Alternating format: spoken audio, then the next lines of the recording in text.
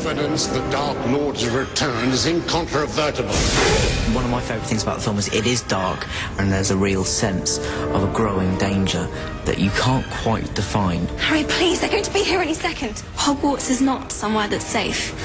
The Ministry has decided that they're going to take over. Good morning, children. Professor Umbridge works for the Ministry, and she wants to gain power and control.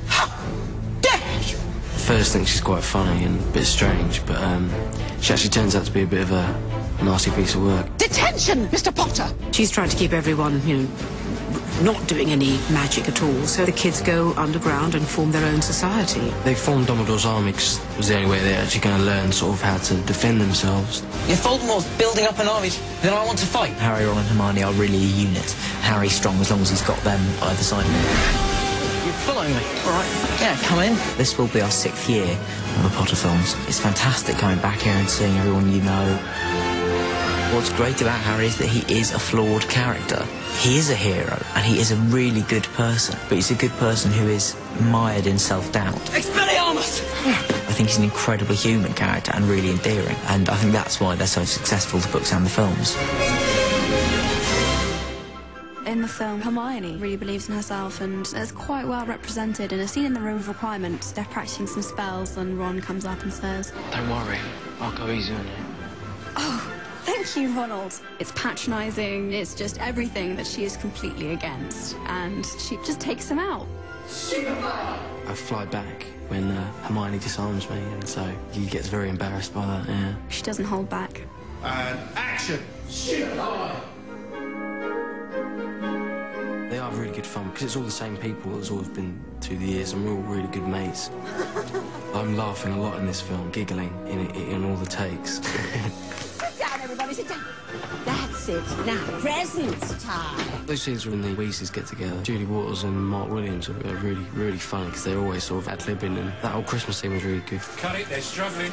I really enjoyed doing it. This is the first time we've ever actually had to do any proper fighting with wands before. What I love about it is that it doesn't look like anything else. There are certain ways of using the wand, and certain movements and a certain physicality. One spell may be above the head, another spell may be from down below. It's not just waving around a wand. You've got to really have the intent to deliver the curse. So that's your bit of knowledge for today about wands. The Order of the Phoenix is an organisation dedicated to fighting Voldemort and fighting the Death Eaters. Original Order of the Phoenix. Part of the Order was Harry's parents, Sirius Black, obviously, Mad-Eye Moody, and a few others. Bit of a crew. Do you really think there's going to be a war series? It's also got incredible sort of emotional value for Harry, because it would feel like he's following in his parents' footsteps.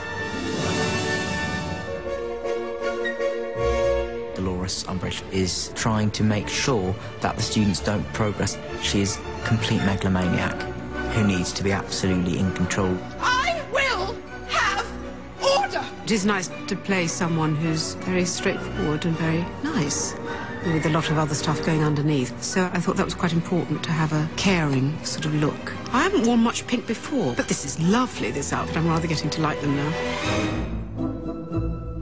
Well, you got to do it. If somebody asks you to be in Harry Potter, it's like just such a classic. Harry Potter? I'm the follower of Voldemort. I'm basically the one and only female Death Eater. Ellen Polygon, she's really cool. It looks quite scary. I also had great fun creating the look of her, because I'd done witches before, and I'd done the hag look, and I thought, I've got to be sexy. I'm definitely milking every moment that I have. In The Prisoner of Azkaban, I've escaped from prison, and this time he's been straining at the bit to get back to see Harry. Sirius, what are you doing here? I had to see you off, didn't I? I kind of treat Harry like an adult, really. And there is some special relationship there, because I adore Dan, you see. You've done beautifully. He's doing such a brilliant job of the character, and it's just an honour to be working with him.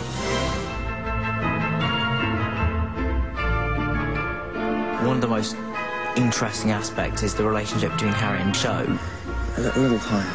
Whenever they see each other, they're kind of just drawing closer to each other. I know people are looking forward to seeing the kiss. It's not just about the kiss, it's about the unbelievably complex relationship that Cho and Harry have. I knew Katie was so nervous, I was quite nervous as well. There was lots of courtesy chewing gum going in my mouth. I always wanted to be Luna. I've been a fan for ages, so I always wanted to be in the films. Luna Lovegood is a bizarre character, but who Harry really feels a closeness to, because he feels that they're very similar people. They're both outsiders, so they kind of bond over that, and she's wise, so she teaches them stuff. What are they? They're called Thestrals. I really want to do Luna justice, you know?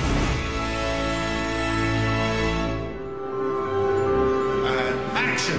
What was exciting for me was the fact that the cast were actually getting a little bit older, and the story dips into some pretty big, interesting issues. That was lovely, Rupert. That was lovely. He likes the really special relationship that Dan, Rupert and I have as a friendship, which can be brought into Harry, Ron and Hermione. This story offers an opportunity for all of the cast to really push themselves as actors.